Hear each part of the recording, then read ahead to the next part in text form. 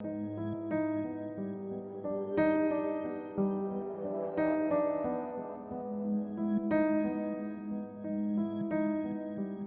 el siglo XI, las actitudes hacia la brujería y la hechicería comenzaron a cambiar, un proceso que transformaría radicalmente la percepción occidental de la brujería y la asociaría con la herejía y el diablo. En el siglo XIV, el miedo a la herejía y a Satanás había añadido cargos de diabolismo a la acusación habitual de las brujas, o esta combinación de hechicería y su asociación con el diablo lo que hizo única a la brujería occidental. Desde el siglo XIV hasta el siglo XVIII se creía que las brujas repudiaban a Jesucristo, adoraban al diablo y hacían pactos con él, empleando demonios para realizar hazañas mágicas y profanando el crucifijo, el pan y el vino consagrados de la Eucaristía. También se creía que cabalgaban por el aire de noche a sabbats, reuniones secretas, donde realizaban toda clase de actos atroces. Las cacerías de brujas variaban enormemente según el lugar y el tiempo, pero estaban unidas por una cosmovisión teológica y legal común y coherente. El apogeo de los juicios de brujas europeos fue entre 1560 y 1630. Las grandes cacerías comenzaron en 1609. Durante este periodo, los juicios de brujas más importantes se llevaron a cabo en Europa, en particular los juicios de brujas de Trier, los juicios de Fulda, los juicios de brujas vascos, el juicio de brujas de Würzburg y los juicios de Bamberg. Los juicios de brujas de Trier en Alemania fueron quizás el juicio de brujas más grande de la historia europea. Las persecuciones comenzaron en la diócesis de Treveris en 1581 y llegaron a la propia ciudad en 1587, donde provocaron la muerte de unas 386 personas y como tal fue quizás la mayor ejecución masiva en Europa durante tiempos de paz. Todo esto se basaba en la denuncia a supuestos seguidores de la llamada ciencia de las brujas. Esto tuvo como consecuencia recriminaciones, denuncias, procesos en masa y ejecuciones. Investigaciones recientes muestran que solo solían sospechar de brujería en mujeres viejas y en las personas socialmente más débiles. Se estima que entre el 75 y el 85% de los acusados en los primeros juicios por brujería modernos eran mujeres. Y en la Europa moderna temprana, se creía ampliamente que las mujeres eran menos inteligentes que los hombres y más susceptibles al pecado.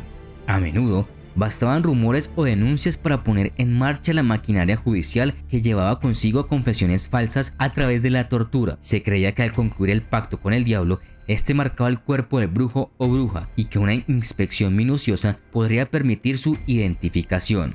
Mediante este pacto, la bruja se comprometía a rendir culto al diablo a cambio de adquisición de algunos poderes, entre estos el poder de causar maleficios, también la capacidad de volar en palos, animales, demonios o con ayuda de ungüentos e incluso transformarse en animales como lobos o gatos.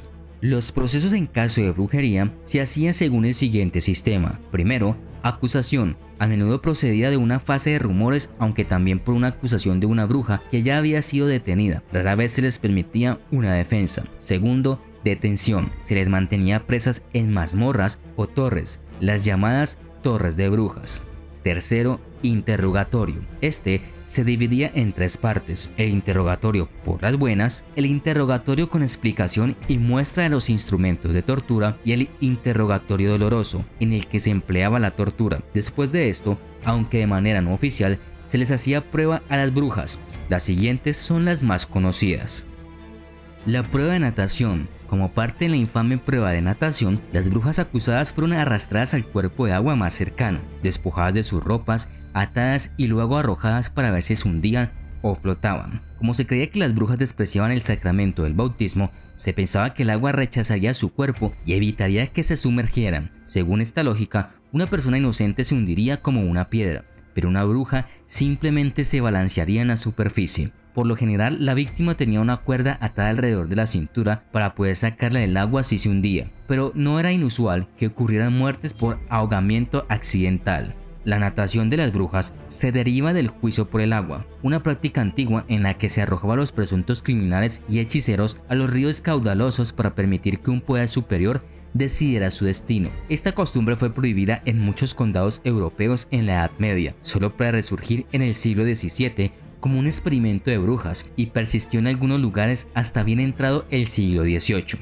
Por ejemplo, en 1710, la prueba de natación se utilizó como prueba contra una mujer húngara llamada Dorko Boda, que luego fue golpeada y quemada en la hoguera como bruja.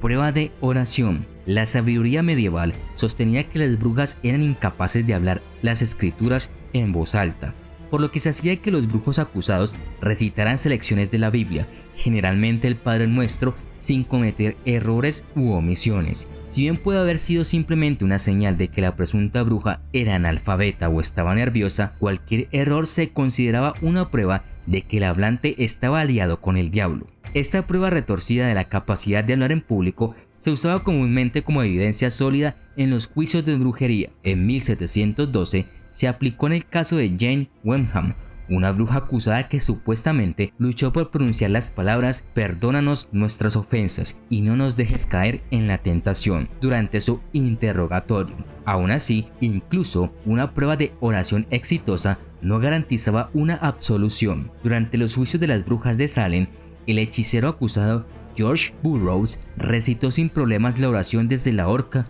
justo antes de su ejecución. La actuación fue descartada como un truco del diablo y el ahorcamiento procedió según lo planeado.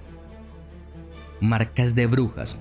Los cazadores de brujas a menudo tenían a sus sospechosos desnudos y eran examinados públicamente en busca de signos de una imperfección desagradable que se decía que recibían las brujas al hacer su pacto con Satanás. Esta marca del diablo supuestamente podría cambiar de forma y color, y se creía que era insensible al dolor. Los fiscales también buscaban la tetina de las brujas, un pezón extra que supuestamente se usaba para amamantar a los animales ayudantes de la bruja. En ambos casos era fácil etiquetar incluso las imperfecciones físicas más pequeñas como obra del mismo diablo: lunares, cicatrices, marcas de nacimiento, llagas, etc., por lo que los examinadores rara vez llegaban con las manos vacías.